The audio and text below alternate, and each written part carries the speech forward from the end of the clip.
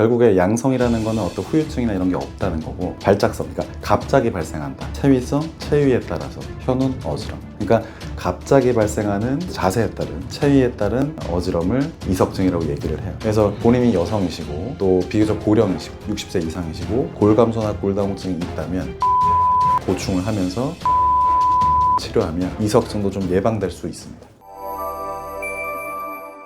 자, 이제 이석증, 이제 면봉 해가지고 뭐 염증이 생기는 거하고 이석증 완전 다른 거죠? 다른 거죠. 이석증을 좀 알려주세요. 일단 이석증은 뭐 말 그대로 알 수 있듯이 이석, 뭐 귀에 돌이 있다 뭐 이런 건데, 이게 누가 붙였는지 참 말을 잘 붙인 것 같아요. 정식 의학 명칭은 사실 이석증이 아니고 양성, 발작성, 체위성, 현운. 말이 좀 어려운데, 너무 예, 말이 좀 긴데 결국에 양성이라는 거는 어떤 후유증이나 이런 게 없다는 거고, 발작성, 그러니까 갑자기 발생한다. 체위성, 체위에 따라서 현운, 어지럼. 그러니까 갑자기 발생하는 자세에 따른, 체위에 따른 어지럼을 이석증이라고 얘기를 해요. 근데 실제로 병의 어떤 메커니즘이 귀 안에 있는 작은 어떤 먼지 같은 것들이 돌아다니며 생기기 때문에, 예전에 뭐 아마 어떤 선생님께서 이름을 붙였는지 모르겠지만 이석증이라고 하는 건데, 이석이라는 거는 뭐 저도 있고 저희 김효동 아나운서께서 있으시고 다 있는 겁니다. 모든 분들이. 이석이라는 게 있는 예, 거예요? 원래 다 갖고 있는 겁니다. 그리고 무슨 한두 개를 딱 가지고 태어나서 그게 뭐 나왔다 들어갔다 이런 게 아니고 굉장히 많은 양의, 정말 언카운터블한 수천억 개의 알갱이들이 귀 안쪽에 달피해관 근처에 붙어 있는 거고요. 쉽게 생각하면은 저희 이제 해운대 같은 데 가면 모래사장처럼 쫙 이렇게 펼쳐 있다고 보시면 돼요.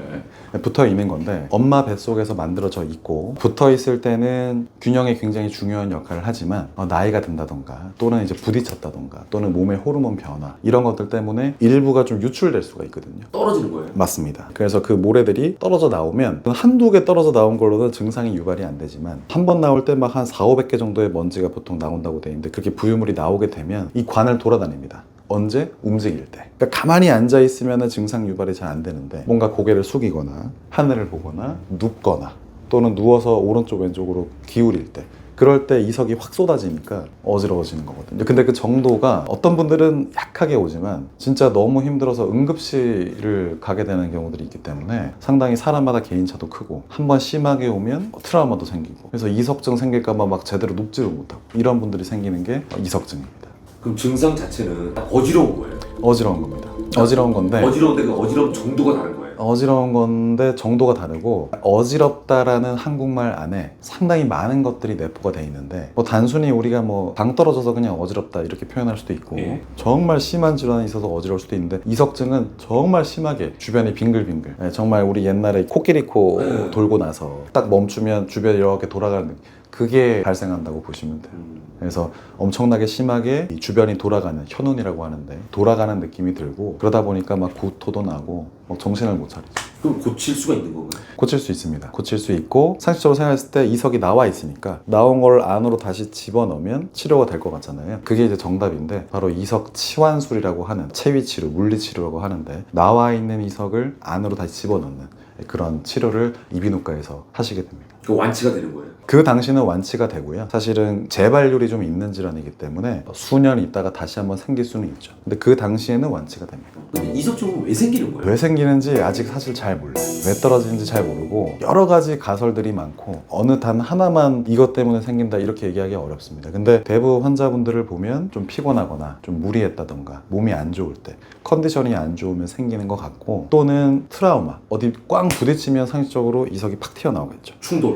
예, 그러니까 교통사고나 머리를 부딪혔다던가, 또는 요가나 필라테스 같은 어려운, 고개가 많이 아래쪽으로 가는 어떤 운동을 하다가 생기는 경우도 있고요. 그런 물리적인 요인에 의해서 생기는 경우도 있고, 그거를 제외하고는 그냥 자연스럽게 생기는 경우가 많기 때문에, 그런 경우는 어떤 원인을 단 하나로만 정의하기 상당히 어렵습니다.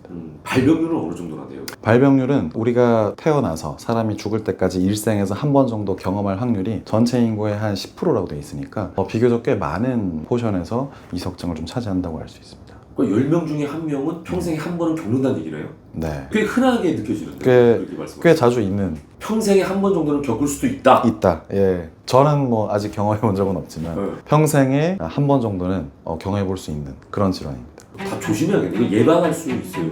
본인이 이석증에 안 걸리고 싶다. 그거를 많이 물어보시거든요. 네. 궁금해하시고. 왜냐면 너무 자주 그러니까. 근데 아직까지는 딱히 예방법이 없어요. 그런데 이석이 칼슘 성분이거든요. 그래서 칼슘 대사와 좀 연관이 있습니다. 그러니까 몸에서 칼슘이 빠져나가는 그런 과정들을 겪으면 이석증이 좀 잘 생길 수 있는데, 그게 대표적으로 이제 골감소증, 골다공증이거든요. 그러다 보니까 이제 골다공증이 동반돼 있는 여성에서 이석이 좀 자주 재발을 하게 되는데, 골다공증을 좀 열심히 치료했더니 이석증도 조금 예방되더라 라는 거는 알려져 있어요.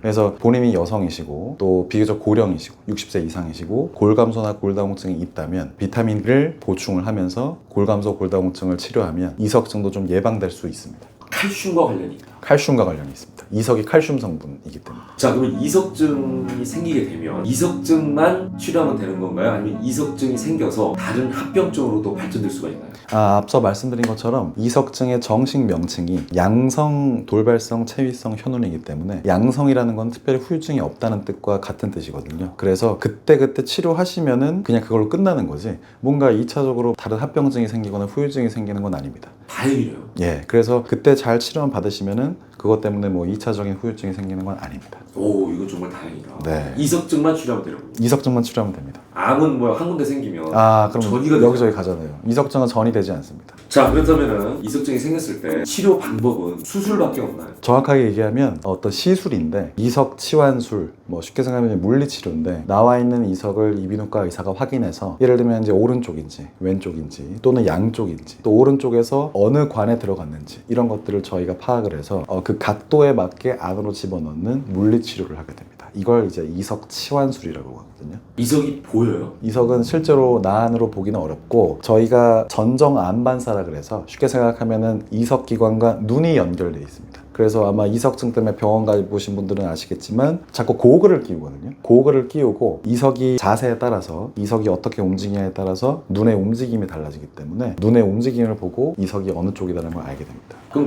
그렇게 움직임을 통해서 예. 이석이 제대로 돌아가요? 돌아가죠. 예. 감각이네, 감각. 감각적으로 예를 들면 네. 우리가 어떤 구슬 같은 게 들어있는 통을 움직여서 네. 그 구슬을 홈에 맞추는 것 같은 그런 느낌인데요. 그렇죠. 예. 근데 그것도 이제 하기 나름인데, 네. 그 구슬 맞추기 또 난이도가 있을 거 아니에요. 예. 근데 공식대로 하면 되는 이석증도 있고, 조금 난해해서 뭐 양쪽에 생겼다던가 이런 경우는 조금 의사의 감도 첨가가 되죠. 실력이 되게 중요하네요. 그렇다고 볼 수 있겠습니다. 이 원장님은 실력이 좋으신 거. 뭐 제 입으로 말씀드린 거지만 그 약물 치료 같은 건 없어요?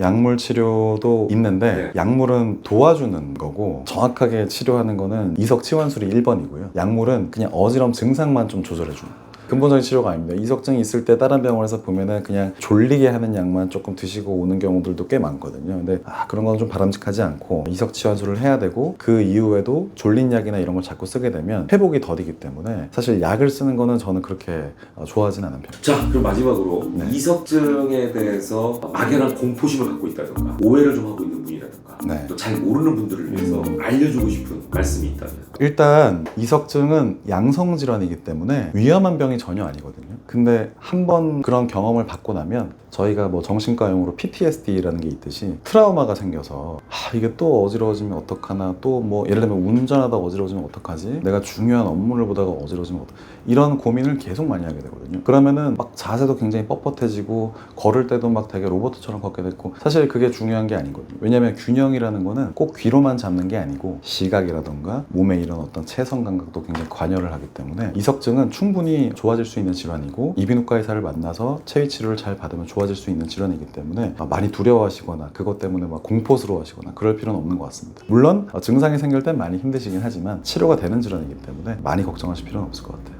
여러분께 양질의 콘텐츠를 제공할 것을 약속드리겠습니다. 지금까지 지식인 스튜디오였습니다.